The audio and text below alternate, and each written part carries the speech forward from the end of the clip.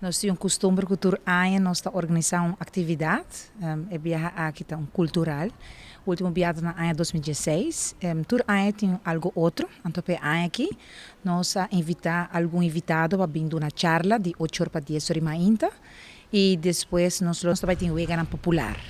Durante a nossa charla de ainda nós temos algum invitado que também trata nosso tema que é símbolo nacional.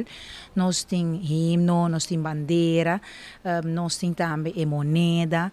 Me quero agradecer, em primeiro lugar, o Departamento de Cultura, na senhora Stanley Dabian, que ajuda-nos na parte de comissão de himno e bandeira para acercar diferentes pessoas que vêm na nossa charla, na nossa escola.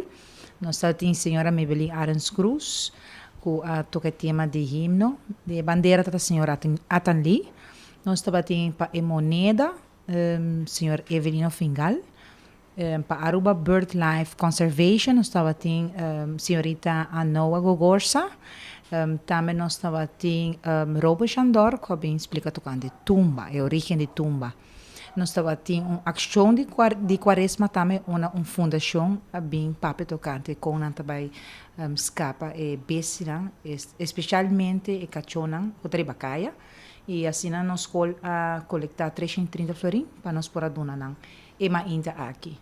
Me está mais agradecido, por gente que ajuda nós com a esse dia aqui, dia exitoso. Um hobby importante para aqui na Aruba, nós sim conhecer nossa própria história e nosso próprio valor, para sobre, por exemplo, agora que está trata, nós estamos falando de bilhete e moneda, o acordo desenha na ano 85 e hobby de aluno aqui não nem nasce tempo ainda, ou seja, para está algo maneira de tempo de picar-pedra. Felicitar e desejar a toda gente passar dia bom e está importante para acordar, está importante para nós ter nosso país de coração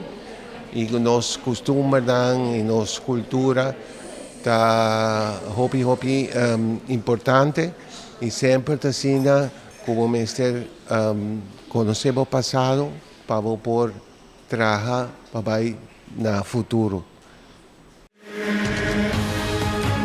Essa aqui é Arubiano, o website